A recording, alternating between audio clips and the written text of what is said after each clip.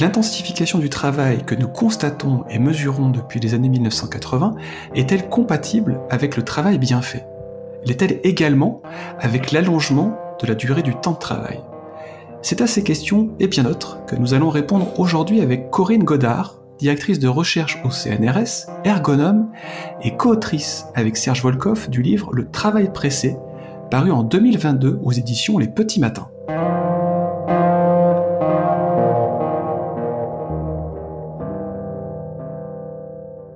Bonjour Corinne Godard. Bonjour. Qu'est-ce qui explique l'intensification du travail depuis les années 1980 ? Alors, ce qu'on peut dire de manière générale, c'est que cette intensification du travail n'est pas propre à la France. Elle s'observe à l'échelle internationale depuis environ les années 80, comme vous l'avez signalé, et elle est aujourd'hui assez bien documentée par diverses disciplines en sciences humaines et sociales. Alors, si on essaye de refaire l'histoire de cette intensification, on peut noter certainement plusieurs ingrédients en fait qui se sont cumulés entre eux. Le premier qu'on pourrait signaler comme étant relativement massif, important, c'est la mise en œuvre de ce que l'économiste Philippe Askenazy appelle le productivisme réactif. C'est un ensemble de pratiques organisationnelles, par exemple la polyvalence, le juste à temps, la traçabilité de la qualité, etc., qui visent à rendre un process de travail réactif à court terme en vue de répondre au temps du marché. Ça signifie également une accélération des changements de tous ordres dans les entreprises pour pouvoir s'adapter, elles aussi, en juste à temps. Donc ça, c'est certainement une première dimension. Une autre, c'est que ce productivisme réactif s'est accompagné de ce que d'autres auteurs, je pense notamment à Serge Volkoff et Michel Golac, ont appelé une hybridation des contraintes de travail. Alors ça signifie qu'auparavant, les secteurs industriels et le secteur des services s'organisaient sur des caractéristiques qui leur étaient propres, ce qui n'est plus le cas aujourd'hui. Par exemple, dans l'industrie, s'ajoute à la standardisation classique du travail la présence du client. Si on prend une voiture que vous voulez commander, la production de voitures, elle est plus une production de masse, c'est plus Ford qui fabriquait son modèle T à grande échelle, c'est devenu une production diversifiée qui répond aux souhaits, aux attentes des clients. Un mouvement inverse s'est opéré dans les services. La relation au client ou à l'usager, qui est d'abord d'ordre qualitative, c'est elle aussi standardisée en fait avec des outils spécifiques au secteur industriel. On peut penser par exemple à la caissière du supermarché, dont le travail est cadré par des ratios, le nombre de clients par minute, le nombre de produits scannés par minute, etc.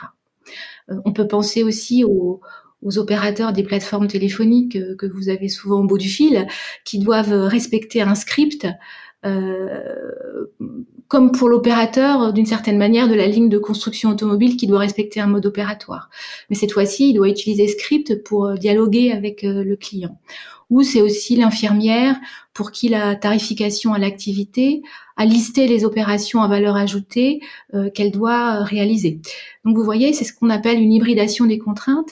Et peut-être on peut ajouter à ce tableau, depuis une vingtaine d'années, on voit apparaître de nouvelles formes de management qui sont basées sur l'injonction à travailler collectivement ou à coopérer pour faire de la qualité notamment. Et ça, c'était plutôt initialement une caractéristique du milieu, du modèle artisanal. Et on les voit apparaître dans l'industrie, comme par exemple avec l'apparition du Lean, ou dans les services avec l'apparition des méthodes agiles. Autre ingrédient qui vient s'ajouter à ce processus d'intensification, c'est l'arrivée des technologies de l'information et de la communication qui ont permis, d'une certaine manière, on peut dire une déspatialisation et une détemporalisation du travail. C'est l'idée de travailler n'importe où, n'importe quand. Alors nous avons été nombreux à éprouver cela pendant la crise sanitaire, mais ces TIC ont également créé des attentes, celle d'avoir une réponse immédiate à un problème ou à une question qui vous est posée. Donc en fait, cette intensification, c'est en fait la combinaison de transformations d'ordre organisationnel, technologique, managérial, qui a eu et qui a des conséquences très directes sur les conditions de réalisation du travail et notamment à participer à augmenter les contraintes de temps. Alors peut-être pour terminer sur votre première question, sans vous abreuver de chiffres, c'est intéressant de reprendre quand même quelques résultats.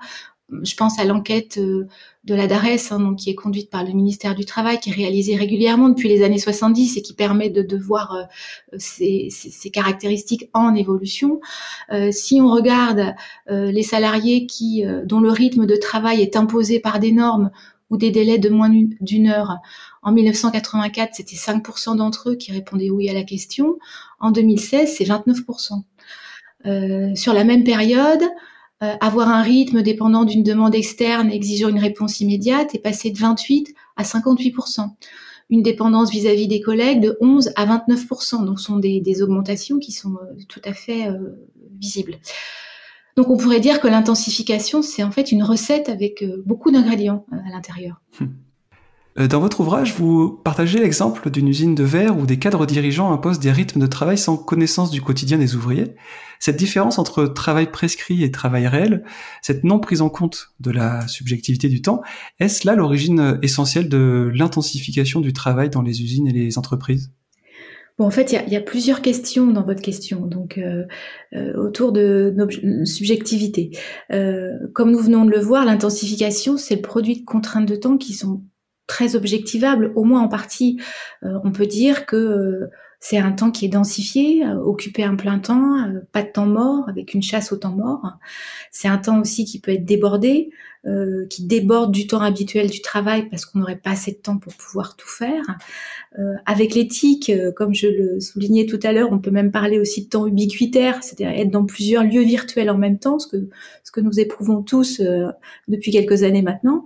Mais cette intensification, elle relève aussi de contraintes de temps plus subjectives. On peut dire que c'est aussi une forme de temps assigné, notamment quand la qualité est prescrite et standardisée. C'est aussi un temps enfermé. Quand les changements organisationnels ou technologiques s'accélèrent, vous êtes en quelque sorte tout le temps en situation d'apprentissage. Et on sait que dans ces situations d'apprentissage, avec les autres contraintes de temps qui se cumulent, les possibilités de faire appel à son expérience, à faire fructifier son passé d'une certaine manière ou de réfléchir à l'après deviennent limitées. Vous êtes en quelque sorte enfermé dans le moment présent, dans le présent du temps. Alors ensuite, concernant l'écart prescrit réel, il me semble que le sujet n'est pas de faire disparaître l'écart entre le prescrit et le réel. Faire coller le réel au prescrit, absolument, cela donne la grève du zèle et on sait très bien que ça ne fonctionne pas vraiment parce que dans le travail, il y a de l'imprévisible, il y a des problèmes nouveaux qui demandent des solutions nouvelles, qui font appel à la créativité de chacun, et aussi parce que nous ne laissons pas ce que nous sommes au vestiaire de l'entreprise. Nous venons avec notre propre parcours, nos attentes vis-à-vis du travail, notre âge, notre état de santé, etc. Et ce qui fait qu'au final, on fait jamais tout à fait ce qu'on nous demande de faire. Par contre, je crois qu'il serait intéressant que les organisations du travail s'interrogent sur leur capacité à prendre en compte les motifs de ces écarts et à comprendre que ces écarts peuvent être aussi efficients et productifs.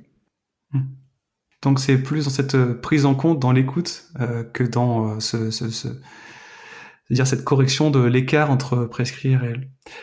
Et vous parlez tout à l'heure à la fois de Lean et d'agilité.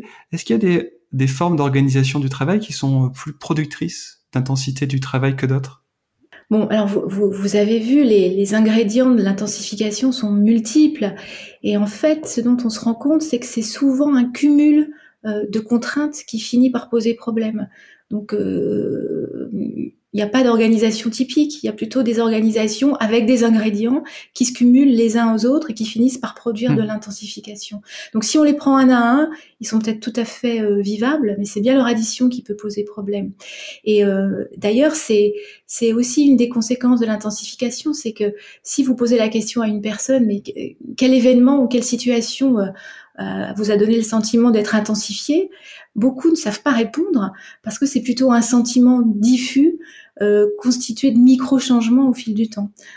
Donc voilà, c'est ma réponse. Ce serait difficile de désigner des organisations typiques, mais sont des organisations qui cumulent un certain nombre d'ingrédients tels que j'ai pu les évoquer tout à l'heure.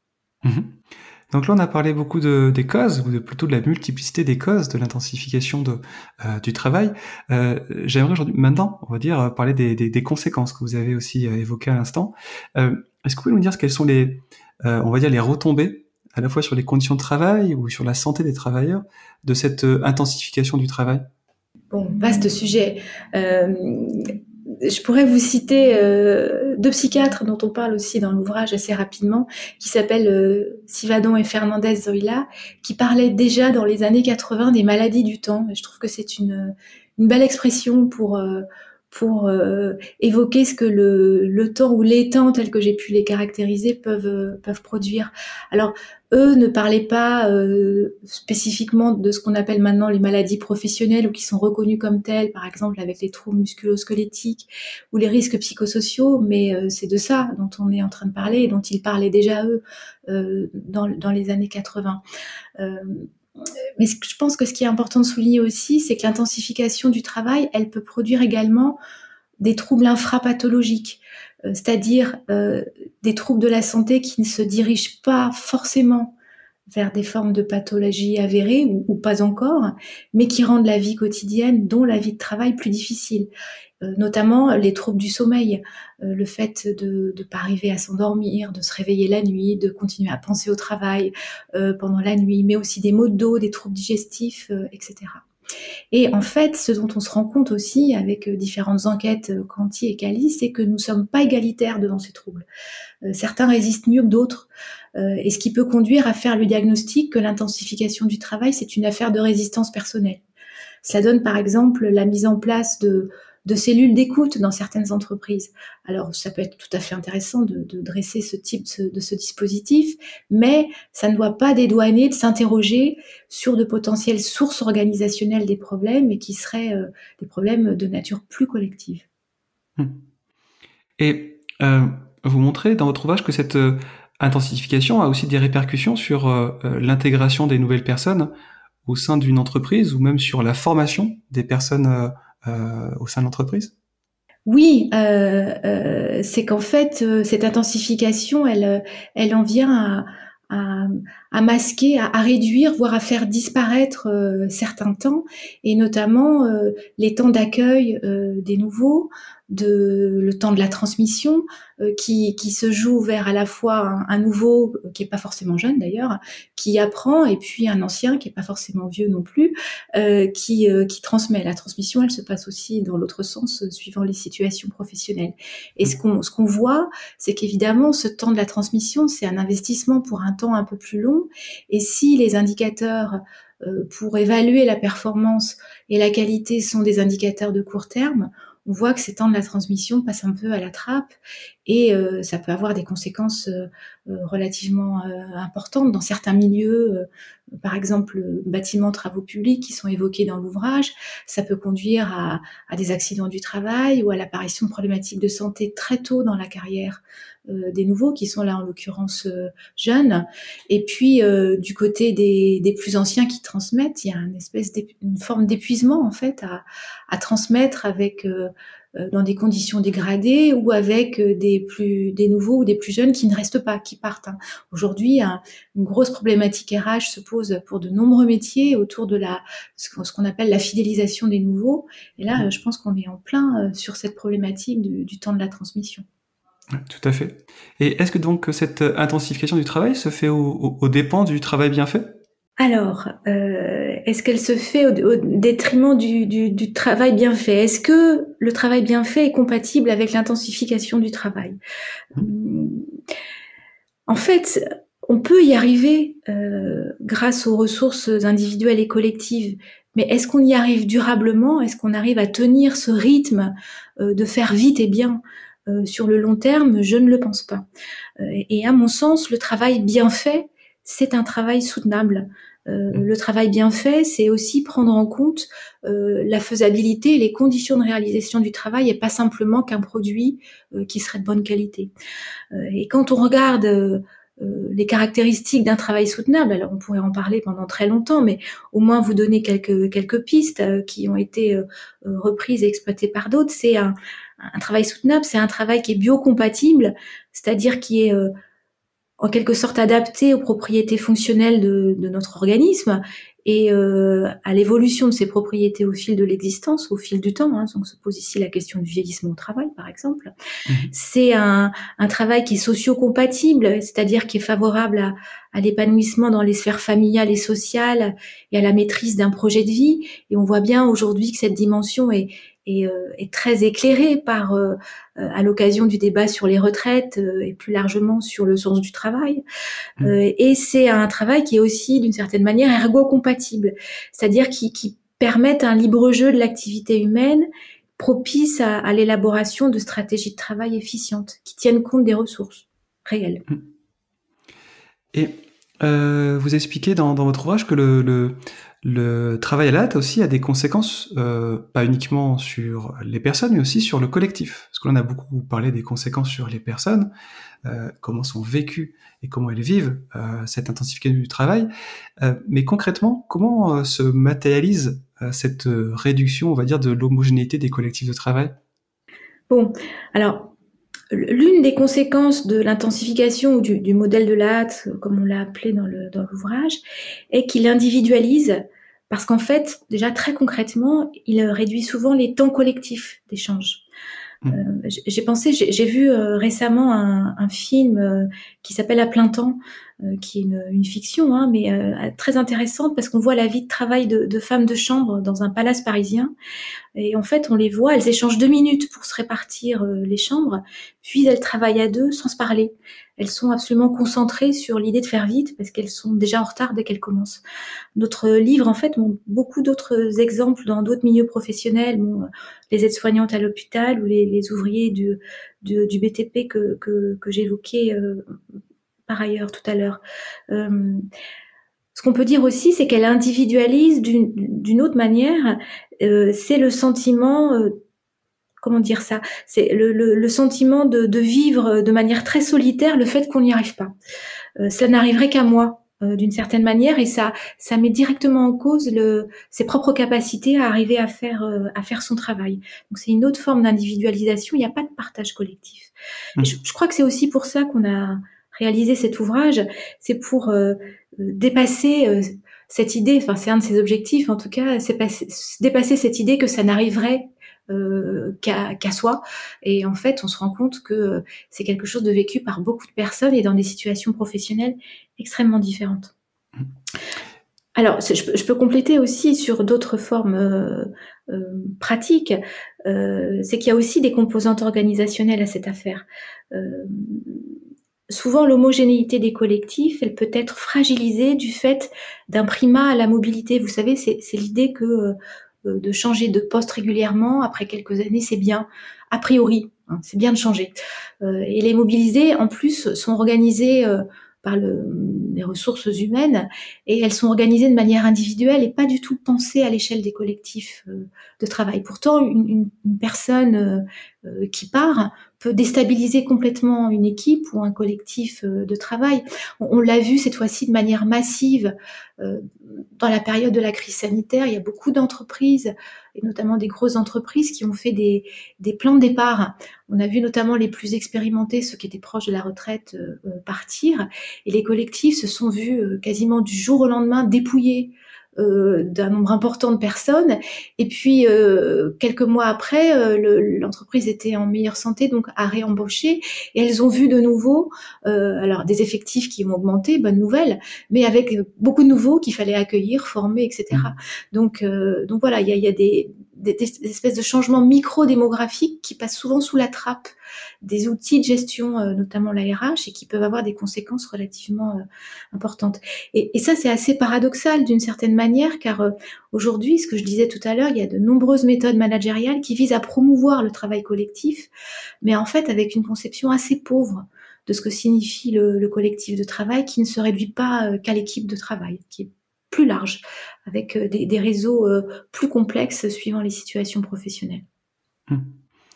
Une de vos enquêtes récentes au sein d'un groupe industriel a montré que les salariés disant dépasser très souvent leurs horaires normaux de travail représentaient 11% des travailleurs de la base, mais 40% des cadres encadrants. Qu'est-ce qui explique cette spécificité des cadres encadrants ?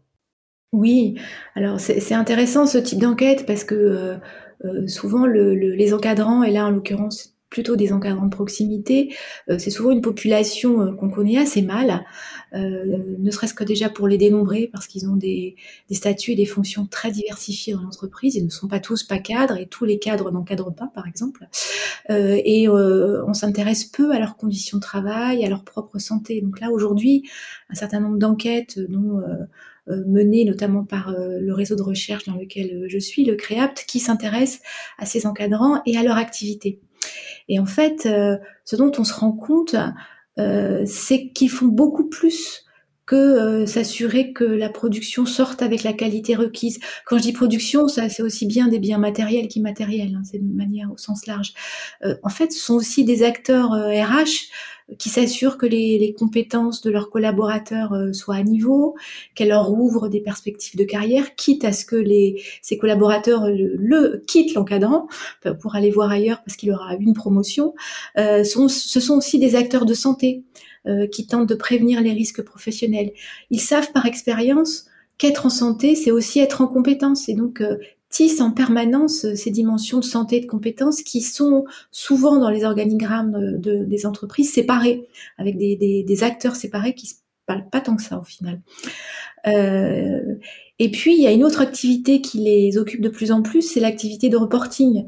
Elle consiste en fait à donner à voir le travail fait au moyen d'indicateurs de gestion qui sont souvent très éloignés des réalités du travail. Et ces deux types de missions qui seraient l'une tournée vers les encadrés ou les collaborateurs et l'autre tournée vers le niveau hiérarchique supérieur, les conduisent à devoir jongler avec les distances, être un encadrant de proximité et être un encadrant disponible pour les indicateurs. Ça peut se traduire par des conflits éthiques relativement forts et qui, là aussi, sont vécus individuellement, d'autant plus que le cadre n'a pas le droit de se plaindre. Des problèmes de légitimité, mais aussi des journées extensives. Et certaines de nos enquêtes montrent qu'ils réalisent souvent les tâches demandant du temps devant soi ou de la concentration avant l'arrivée des membres de l'équipe ou après leur départ, ce qui fait qu'ils ont des journées relativement longues. C'est dans cette optique que dans notre ouvrage, nous avons qualifié les managers d'acrobates, de jongleurs, d'équilibristes, etc. L'intensification du travail est-il vécu et perçu de la même façon selon l'âge des travailleurs? Oui, alors évidemment, l'intensification, elle est pas perçue de la même manière et elle touche différemment les personnes. Je l'évoquais tout à l'heure sur le fait de notre inégalité face à l'intensification du travail, mais elle peut être aussi vécue différemment en fonction de là où on en est dans son parcours. Est-ce qu'on est nouveau ou expérimenté? C'est ce que j'abordais tout à l'heure. Les enjeux de travail ne seront pas les mêmes. Acquérir de nouvelles compétences, valoriser son expérience, transmettre, etc. Ce que je disais, le temps de l'apprentissage est souvent considéré comme improductif à court terme et c'est également préjudiciable pour les plus anciens. Ça peut dépendre aussi également de son état de santé, de la présence ou non de ressources collectives. Quand on parlait du travail collectif et des collectifs de travail, de sa vie hors travail. Est-ce qu'on a des enfants? Est-ce qu'on est dans une situation monoparentale? Est-ce qu'on est aidant? Ce sont des situations qui sont de plus en plus fréquentes dans nos sociétés contemporaines. Les marges de manœuvre ne seront pas les mêmes et les solutions ne sont pas qu'individuelles, elles sont aussi collectives et organisationnelles. Une dernière question que je souhaite vous poser, c'est une question, on va dire, d'actualité sur la réforme des retraites, qui est, on va dire, le sujet brûlant du moment. Et vous avez en plus évoqué ce sujet tout à l'heure, mais est-ce que cette intensification du travail, ou donc ce travail à la hâte, est-il compatible avec un allongement de la durée de vie active? C'est un vaste sujet. Là aussi, on pourrait faire un podcast en entier sur le sujet. Je pense que la question qu'il faut se poser, c'est est-ce que l'intensification est compatible avec une vie professionnelle en santé et en compétences et tout au long d'une vie professionnelle? Et je ne le pense pas. On le sait, ça a été beaucoup documenté ces dernières semaines. Une grande partie des seniors, quelques années avant leur âge de départ, ne sont ni en emploi ni à la retraite. Et puis il y a une autre partie qui arrive à se maintenir en emploi, notamment grâce à des formes de mise à l'abri possibles qui sont aussi le fruit d'une organisation du travail qui voudrait bien faire. Mais on se rend compte, par exemple, je pourrais être plus concrète, hein, ces mises à l'abri, elles peuvent se faire par rapport à des horaires de nuit ou à des horaires décalés ou à des postes qui sont extrêmement exigeants du point de vue des contraintes de temps ou des délais extrêmement serrés. Mais quand on y regarde un petit peu plus près, ces formes de mise à l'abri s'accompagnent aussi souvent de formes on pourrait dire ça, de placardisation. Elles deviennent incompatibles, c'est ce qui nous est rapporté notamment dans des enquêtes quanti à grande échelle. Elles s'accompagnent, on est mis à l'abri, mais en même temps, ce sont des compétences qui sont mal reconnues, ou c'est un métier qui ne permet plus d'apprendre. Or, on sait qu'avoir des compétences reconnues, de pouvoir continuer à apprendre dans son métier, d'évoluer, sont des facteurs très importants pour se voir durer jusqu'à l'âge de la retraite, tout autant, voire plus même, qu'échapper à des formes de pénibilité physique. Donc pour le faire vite et de manière synthétique, on aurait certainement besoin d'une réforme sur le travail, peut-être même avant une réforme des retraites. Merci Corinne Godard. Merci Denis.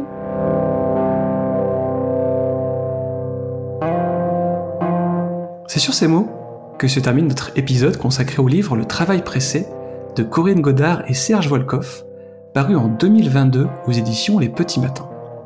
Si vous avez aimé cet épisode, pensez à vous abonner au podcast sur la plateforme d'écoute de votre choix, mais aussi à nous suivre sur Twitter, LinkedIn et Instagram, ou encore à vous rendre sur 0,.org afin de vous inscrire à notre newsletter. Merci et à très bientôt.